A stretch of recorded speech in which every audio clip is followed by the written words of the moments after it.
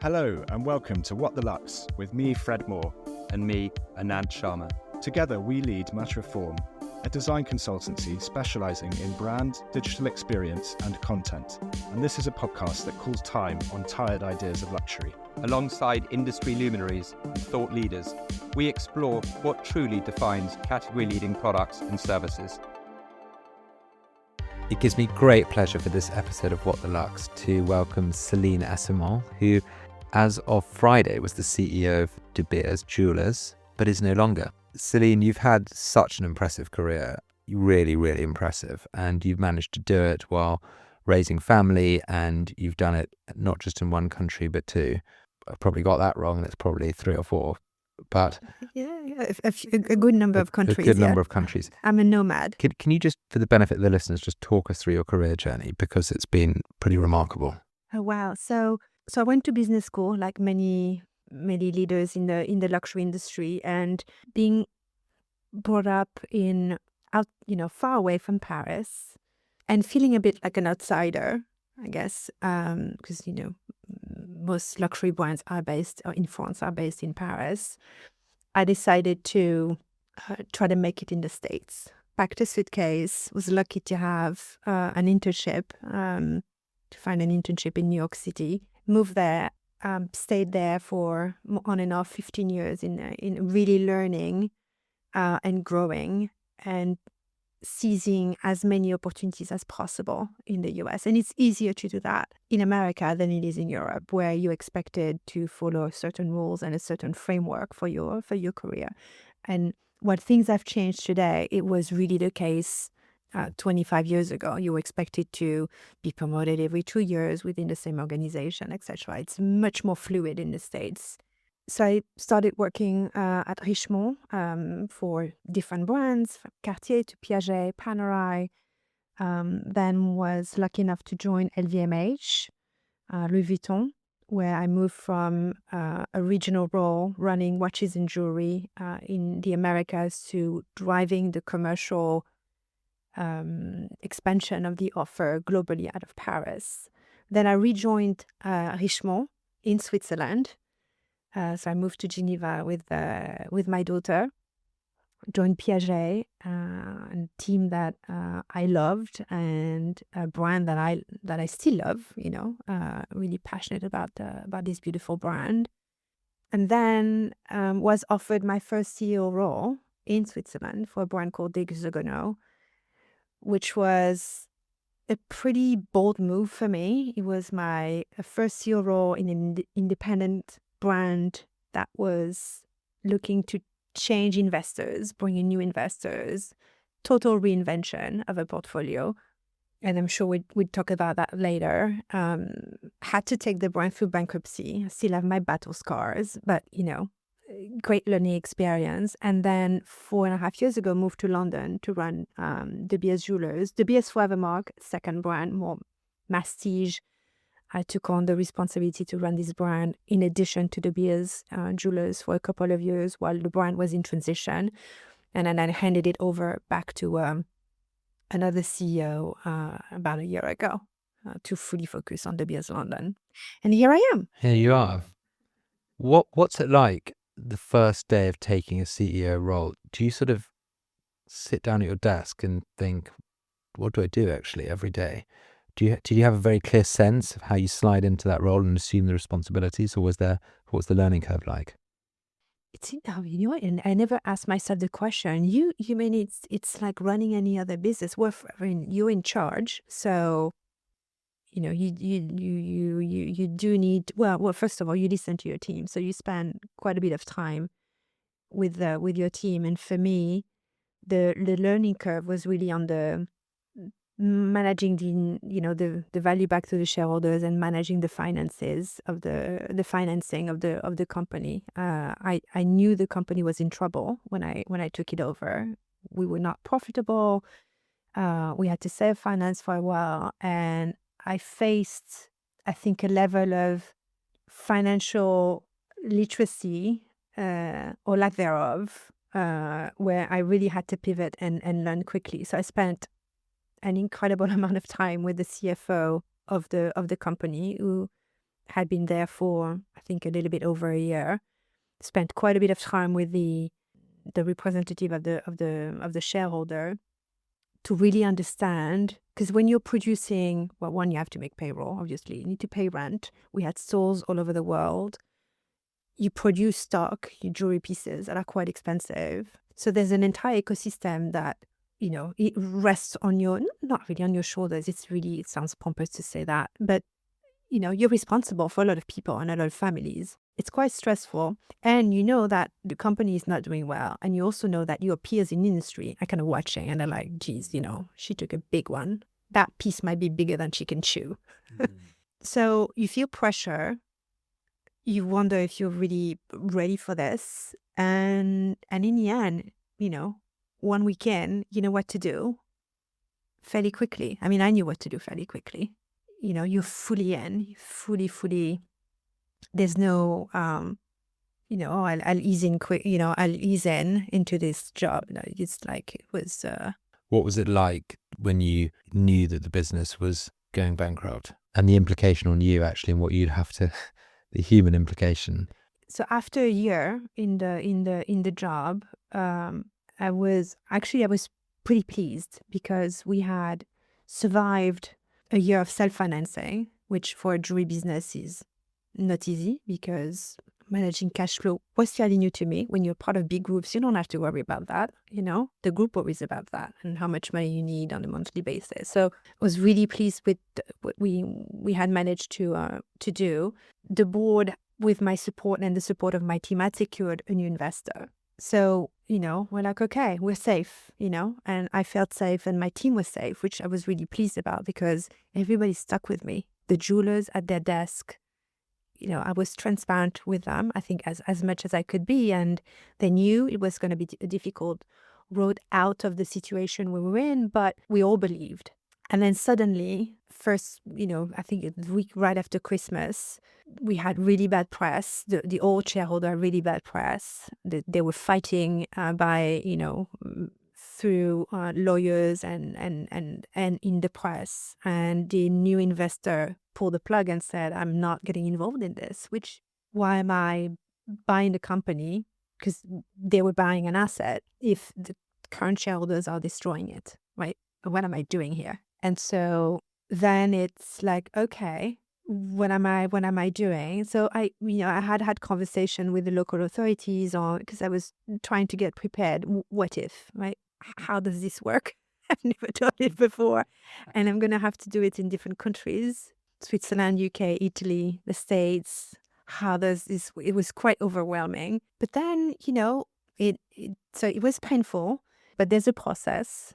And the CFO, again, incredible guy, the head of HR, we spent a lot of time together to figure this out. So went to the authorities, made sure our teams were taken care of and had access to unemployment, which is very generous in Switzerland and in France. It was not the case in the UK, but there's a playbook to do this, and you're accompanied by lawyers, and so it's hard because you don't have, as a CEO, you don't really have time to, and it's a choice, and not everybody stays through this, but you don't really have time to mourn your project because there's two things. There's getting through the process and making sure that also your personal liability is limited, right? And at the same time, there's a whole creative world that goes away, that dream that you had for yourself, for your team, all these things that you wanted to achieve as a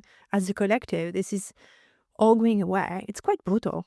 What advice would you give to someone facing the very real possibility of bankruptcy? I don't think anyone talks about this. Be prepared. I mean, we started exploring the what ifs with the CFO throughout throughout our time together in the company, because when you're close to not being able to making payroll, there are warning signs. When you start to run out of money, and this is when you need to also you need to be very careful as to what you can do and cannot do, right, with shareholder money and managing debt and all of that. So I knew nothing about this before I joined. that company in Switzerland, and it's a good reminder that being CEO is not just about sharing wisdom on podcasts and doing interviews, and the spotlight is also quite cruel when it comes to facing difficulties, and it's a serious responsibility to run a company. It's incredibly stressful in bad moments. How did that shape what you then sought from your next role?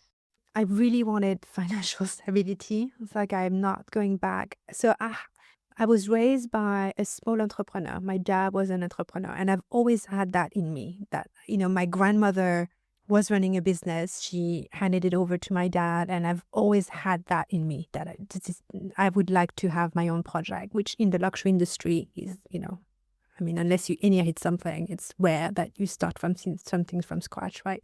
So De Grisogono was the closest to an entrepreneurial project as I've ever had. And I needed a break from that because it took a piece of my soul with it. I don't want to sound too dramatic, but I was really sad, really, really sad. And so, that was important. And to me, the financial stability of the shareholder for the next project. And then I tried to recreate a similar environment for my team because I had tasted in a way what the power of the collective and the power of belief and cultivating that belief within an organization. I had tasted what that can deliver and how much you can overcome as a team, as a leadership team. And I was determined to creating that same environment at De Beers when I joined. And what was it like joining De Beers, and what was the change that you felt proudest of making during your tenure? So, when you say, I was telling you earlier, you get, I know my decisions. I tend to know when my decisions are the good ones because I get pushback on them. Therefore, I have to think twice or three times and really articulate the reasons as to the reasons why this is the best course of action.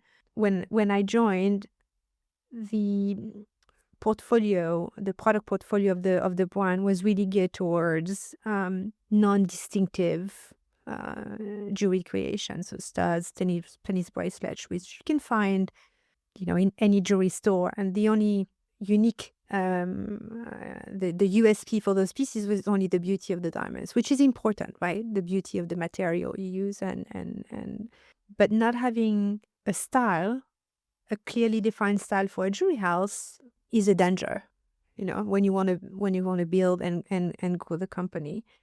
And so when I joined, I sat down with the CEO of the group, Bruce Cleaver at the time, and said, well, and Stephen Lucier, who was the chairman of De Beers Jewelers, and said, we really need to pivot the product offer. We need to get out of bridal. We need to get out of anything that's commoditized and can be found in any other jewelry house. And we need to go all in the design-led portfolio. And it means taking risks because there's no study, there's no, focus groups when you do jewelry. You got to build the category, you which they did in 1938. They invented the market for the engagement ring. Yeah, but that an engagement ring can be the same engagement ring. Roughly, can be presented in all the stores on Bond Street. It's yeah, exactly. But, now, what's going to make De Beers Jewelers, De Beers London now different, and shifting a product portfolio in any business, whether it's fashion or leather goods or sportswear or jewelry, it's quite a bet because you have stock. You have an image that's built around your portfolio. You have a certain kind of clientele, right? That's coming to you for a certain kind of thing. But I knew this was not going to be the future for the jewelry house. And so we embarked on that pivot, starting at the top with high jewelry and exceptional creations, and really beefing up creativity within the skills and the knowledge within the team, but two, how far we were willing to go with our creations, both on design but also on the craftsmanship side. And we achieved it. It took 4 years to really pivot the share of business on the delivered by design led, and for that piece of the business to really take over from commoditized, what we call internally commoditized, non-design led jewelry creations. And that's a big achievement. It's almost like starting a brand from scratch. What was the hardest thing about it? Convincing internally. So the creating internally, not within the team, because within my team, people came from the luxury industry, came from jewelry, and understood that, okay, this is how it's built, at the competition. So there was no questioning. But the environment that was around De Beers Jewelers was a B2B environment, right? What was the ratio, B2B, B2C? Oh, a few. We used to joke that De Beers Jewelers was a rounding error in the in the overall P&L of the De Beers Group. So and again, it was not to say that the beauty of the diamond was not a key element in what makes De Beers Jewelers, De Beers London different and better than the competition, but it's not the only thing. It can't be the only thing. Well, especially, I guess, to this backdrop of lab grown and like all sorts of other forms of, well, things that are being positioned as being desirable in different ways that play to different sort of cultural trends that exist as well, which presumably was pretty challenging to navigate because you're investing in keeping categories head above water in some ways. Yes. I think these days it's very easy to be the same person, at home as you are at work. But I think it was quite different like 20 years ago, 30 years ago. And I think what I've noticed as well about the French organizations that we work with is they tend to be more hierarchical as well. I've noticed that there's a stronger sense of hierarchy with all of our clients who are headquartered in Paris. And then that's sort of compounded by the fact that you don't necessarily come from your typical luxury background. So how did you balance, sort of the home life and being the sole caregiver for your daughter, having very high-powered roles that are incredibly demanding? I'm leading a business through bankruptcy, a large organization through bankruptcy is no joke, while also crafting a path in the world of luxury, which has challenges. You make a really great point about French culture, French business culture. And there's a reason why I, quote unquote, fled to America, because I'm not very hierarchical. I don't respond well to authority just because someone has a bigger title than me. It takes more to command my respect and my loyalty and get my loyalty.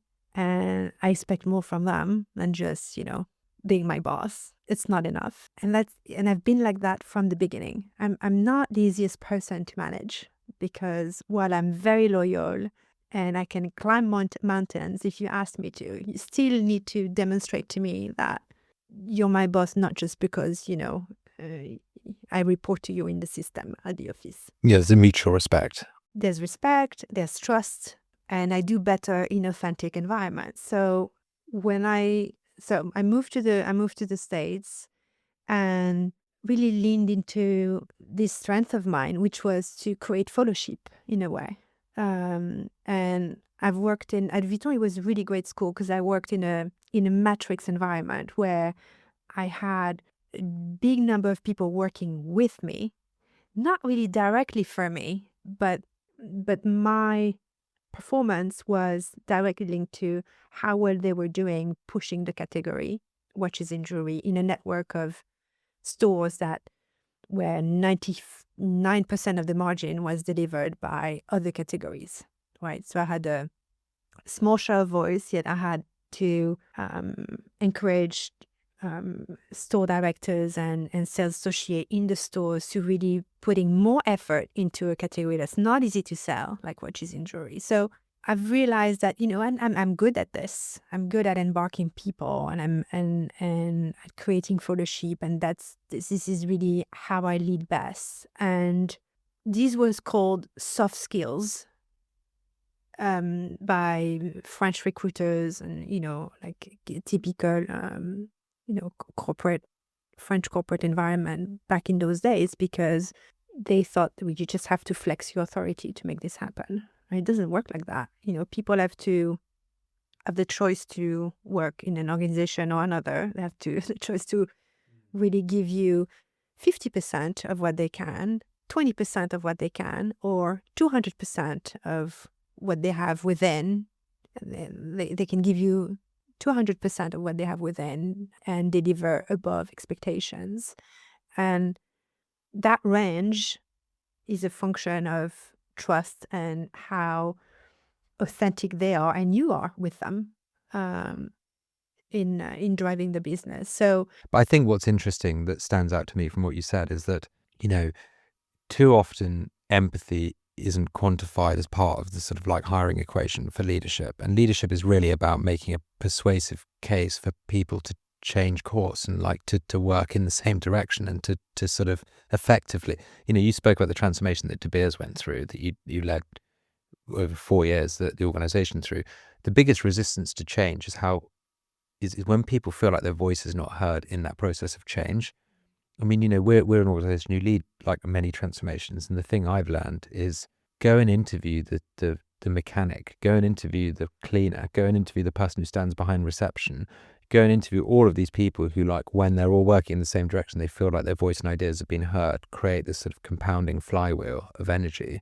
And if you make them, and actually you find the best insights, because often the people in the boardroom are, especially with the case of our clients who are in luxury, or maybe high net worth themselves, maybe they become starry-eyed about something that's inspired them in their personal life, and they try and bring that into, the direction of their work, the direction they provide in their working life to their business. And actually the truth of the customer exists with those on the front line, and they tend to be the people evangelizing what that brand stands for and how it operates. And if you involve them, and sometimes like build a bit of a Trojan horse that allows you to like make that change effective, then it's really, it gets overlooked, right? you make a great point. So I took the role in September 2020, lockdown.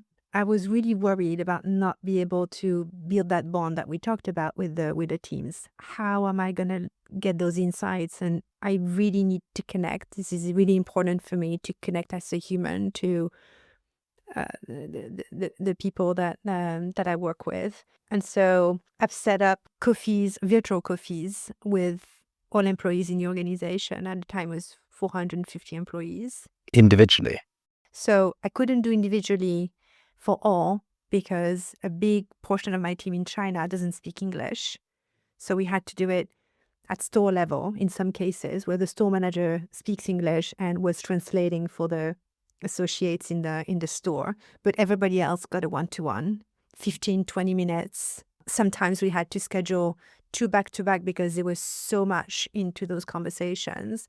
And so I told you the big piece on my agenda was to elevate the perception of De Beers jewelers in the high jewelry world and really quickly become a force to be reckoned with, creative force, but also a force respected for craftsmanship. And it's hard because you're measuring yourself against brands that are Place Vendôme, who have been doing this in their French ateliers for centuries, and who are, in some cases, adding, innovation and new designs to designs that have been sitting in archives for 100 years. So very rich environment, very tenured teams.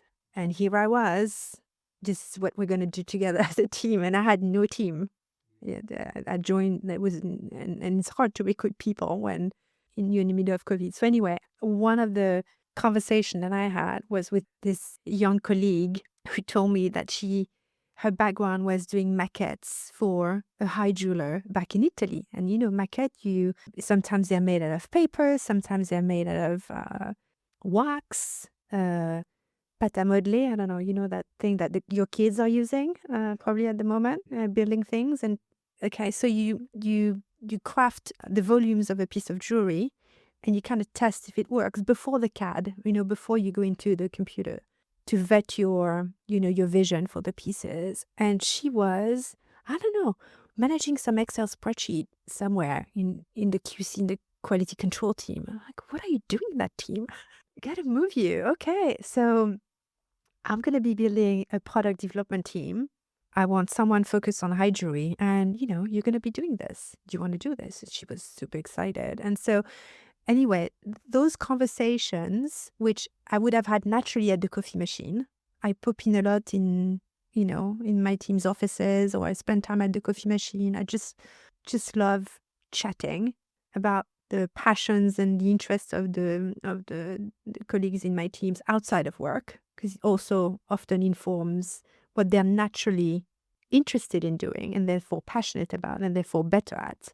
And so that movement it sounds like something, okay, well, she found a better use for someone in her team.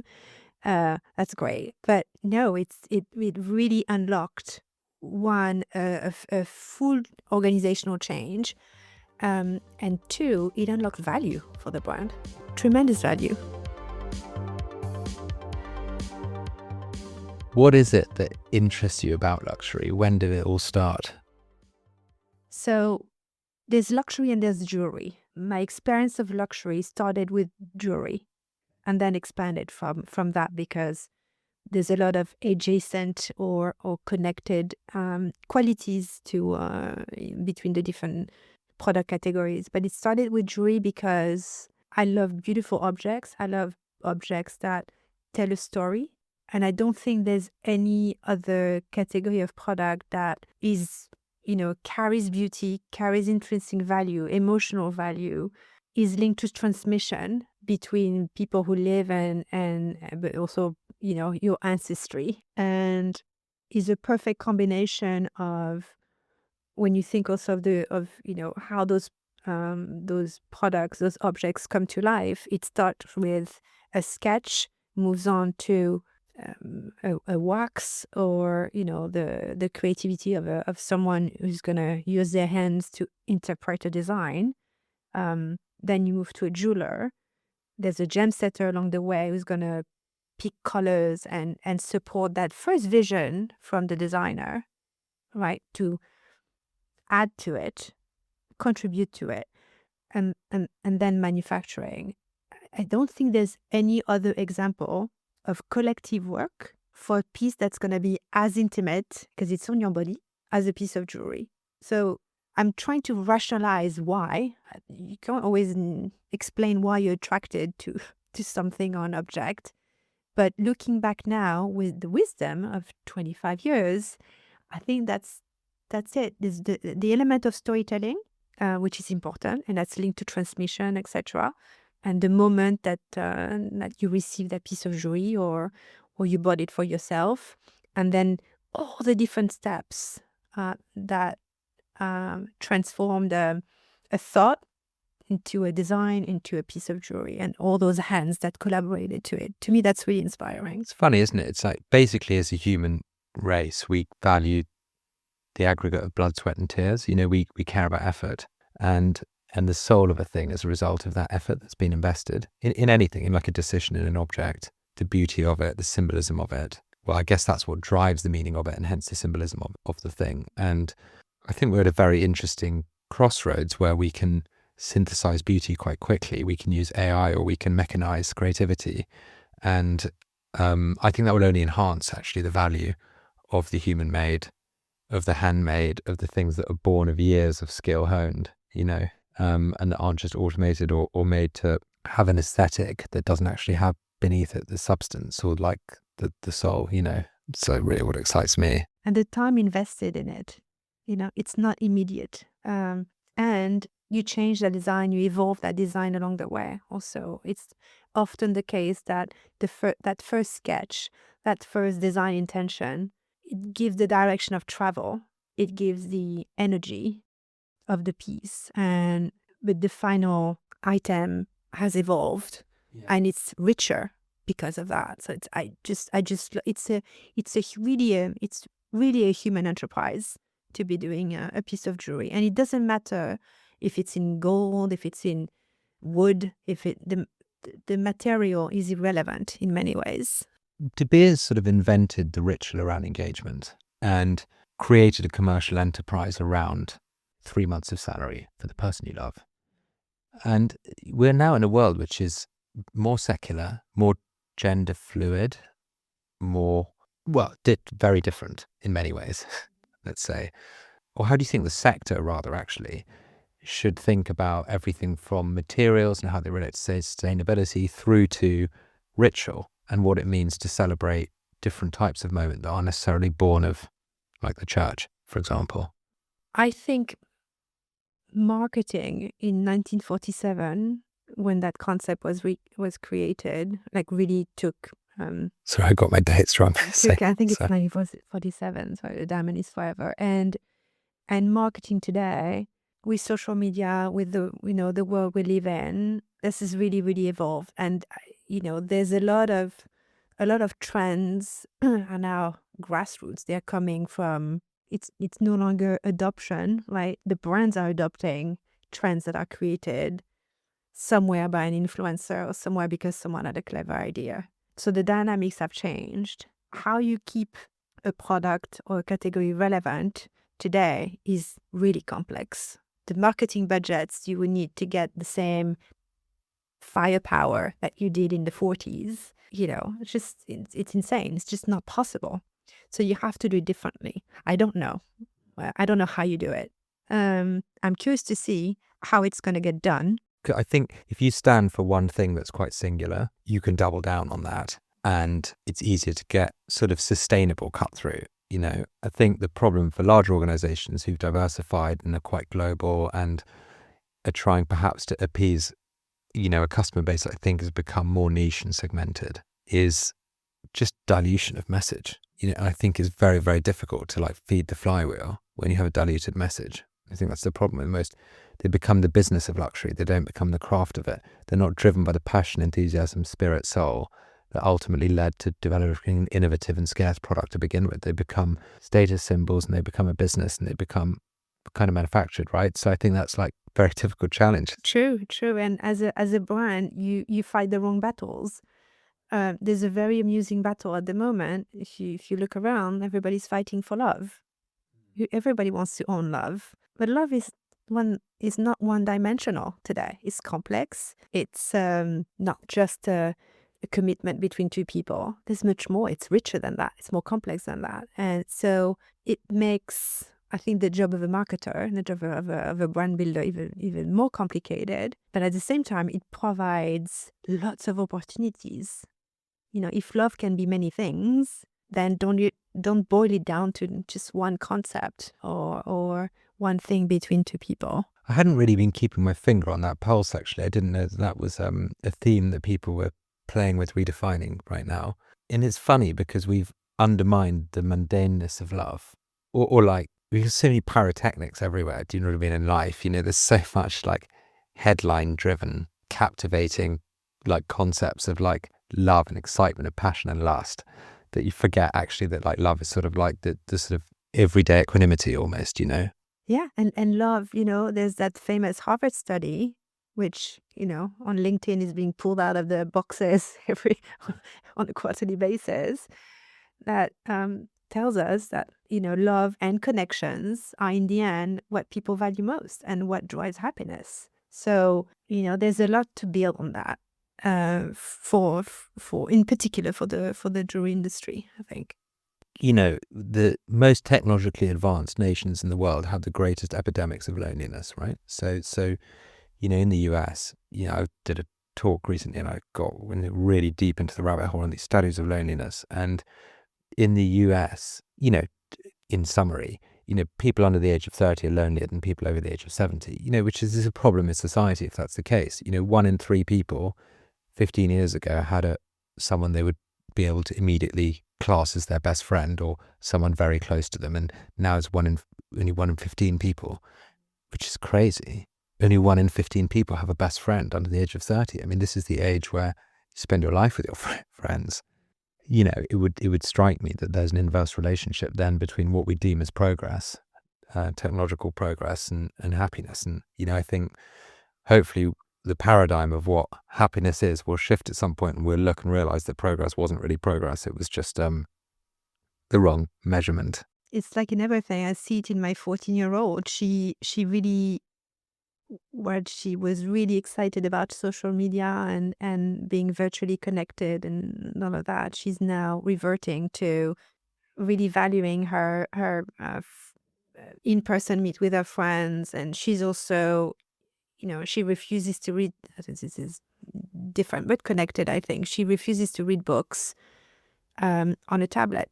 So I think the physical element of life and connecting to objects and people physically, that lack of physical connectivity in teenagers today, they're really trying to compensate for that. I think in the best they can by physical meet with their friends, and again connecting with physical objects. I find that quite interesting, because there was a while where she was interested in playing with her friends on those apps when they were no, not apps, but Roblox, etc., where she knew she was playing with her best friend, but her best friend was at her home, and she's out of that completely now. It's all about being in person. Can we talk briefly about the challenges around being in a high-powered role as a mother, as a single mother? Because I think that we like to pretend that it's the same for men and women, and it's just not. It's just incredibly difficult, I think. Well, maybe it is, I don't know. But it would strike me, especially in those early years, as being unbelievably challenging. The working world is not designed to accommodate also, easily being a mother to your children. It's very, very difficult. And what I'm interested in is how you balanced things, and also the positive changes that you've seen through your working career in the world today versus, the world in which you are raising your daughter. There's no such thing as balance. You alternate in my case, and trying to be really honest about this because it doesn't suit everybody, but I alternate between being a great mom and a great CEO. It's impossible to do both. And it's really hard to be present in both those important roles. And my most important role is to be a mom. It's really hard to be present when you're trying to do two things at the same time. So it's really being successful at it, having those two hats, is really about managing the imbalance, in my view. And it's not for everybody, because you will experience moments of sadness where you think you're failing as a mom because you've missed something, because I did miss some stuff, or you've had to make choices and you missed out on things at work, right? But that's, you can't be perfect. And I think overcoming this idea that you will be the perfect mom or the perfect CEO or the perfect dad, for that matter, because single parents, it's, there's also a lot of single men, single dad raising kids, or very involved dads also. And I see it in my teams, that commercial director that CCO that I mentioned earlier. His first request when I extended the offer to him was, he said, well, my wife is pregnant with our second one. I really want to be there for the birth. I want to spend time. I want to bond with my second child. So is it okay with you? And I said, sure. So he took a few months off. After he joined 2 weeks, and then took a few months off to be with his with his family and his wife. And as, again, the person in charge, being able to make those decisions, it was important to me to model this new way of this way of managing. That it's not if his desire is to spend time with his family and be present for his kids, then we'll make it work, and he's going to be a better leader. He's going to be a better example for his team, not just men, but also women, in his extended team in markets and in London. And he is. He's very present for his kids. So I think having more women in the decision, at the decision table, is shaping. I think we're able to model an example for women, but most importantly, in a way, the more I reflect on it, we're also allowing men to be dads and to take their share of joy at home, and to have this opportunity to not just be a provider to the family, but to really be involved in raising their kids. And there's a lot of example in the organization, at De Beers, where I see really committed and involved parents, male and female, and both need to be supported. I think everyone's got their own narrative they craft, and that narrative is always sort of based on what they want to do in the short term versus what they believe is correct in the long term, and every parent who works hard does it for one would hope on the whole for their own enjoyment, but also for the benefit of the life they're designing for their family, and so it's like so easy to generalize, isn't it? But every decision you make, you tend to figure out what that trade-off is, and it's very personal, and some people come from backgrounds, I suppose, that are more stable or secure, and others like less so. Do you know what I mean? And it's just very interesting. So much of this stuff gets so generalized when it's spoken about, but it's just a deeply personal balance that we all have to, try and find harmony in. Harmony is a beautiful word. I think it's chasing harmony in your life is what we all hope will lead to experiencing harmony in our lives. Chasing harmony. There's a funny contrast in that. Chasing for me is a verb that I could apply to many facets of how I live my life. I chase people, things, dreams. I chase positive energy also. I really, I look for it. And so, yeah, I like that verb. Okay, so Celine, we always ask our guests the same 4 outro questions. The first is, what would you change about your industry? If you could change one thing, what would you change? A more progressive approach on diversity and inclusion. I think we're too Paris-centered, very few female leaders, but also very few diverse leaders. And that doesn't reflect the client base, which is very, very diverse. Wealth today is more diverse than it was. And I think we're going to miss the boat creatively, first of all, because if the ideas, the concept, the innovation is coming from minds that were shaped in the same schools, in the same countries, in the same cities, and who come from the same backgrounds, we're going to run out of creativity and exciting things in that. So important when the entire industry is predicated on providing people with symbols, like emotional symbols of things, and everyone's emotional gamut is so different, right, based on their context. And if it's all coming from the same minds, brought up in the same schools, as you said, then you miss a massive commercial opportunity, actually, which is such a shame. Yeah, it's bad business. Yeah, it's bad business. What most concerns you about the world that we're all leaving our kids? The lack of physical connection and the lack of understanding of the power of time on ideas, on maturing an idea, and on creating something, building a business, creating an object. I think there's too much immediacy and instantaneity.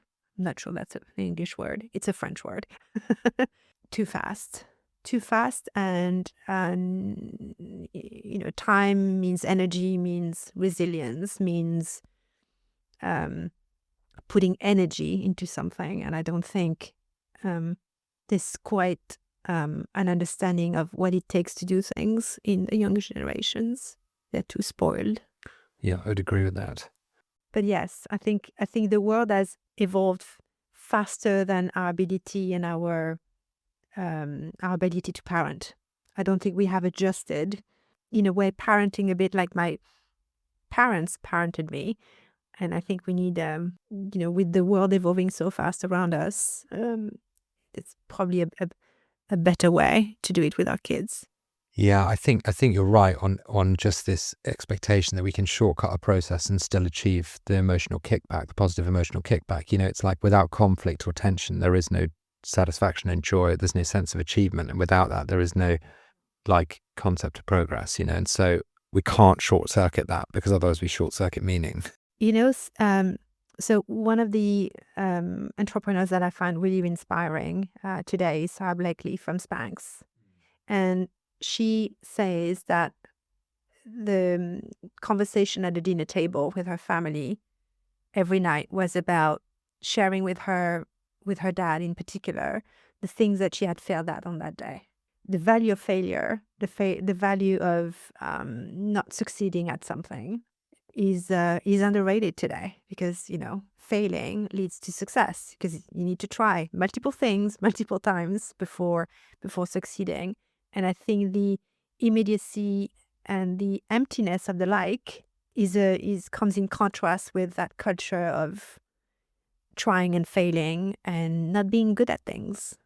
And I think it's a point of focus. We should have it as a point of focus when we raise our kids. For sure.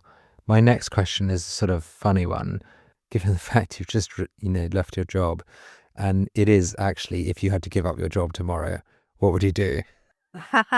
So if I had to leave the corporate world, let's say, I would go and breed horses. Okay. That's what I would do.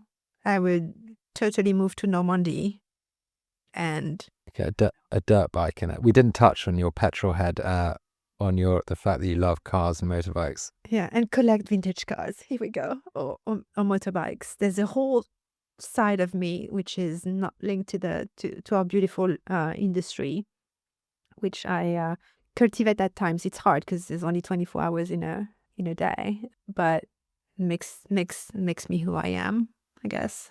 One of the great things about it being you and your daughter is that you can both get into a 2-seater sports car and have a really nice afternoon. Yeah. Having to worry about seats 3 and 4. Yeah. Well, so last year I treated myself to it's not a true 2-seater, but I treated myself to a sports car, a vintage one. Vintage, not that one, a 997. And I love it. And Corinne loves it. We call our car Barbie. And Barbie is high maintenance. Barbie always has something going wrong with her. But there's a lot of pleasure with driving around London with Chloe next to me. And amazing. Celine, thank you so much. My pleasure. It's been really inspirational to listen to you. Thank you. Thanks for this opportunity. Thanks so much for listening. This has been What the Lux. You can find us on socials at @MatchReform. And drop us any questions or comments on Twitter using the hashtag #WhatTheLux. Or if you're a luxury brand looking for strategy and design that goes beyond the banal, get in touch via hello@matchreform.com and chat to one of our consultants.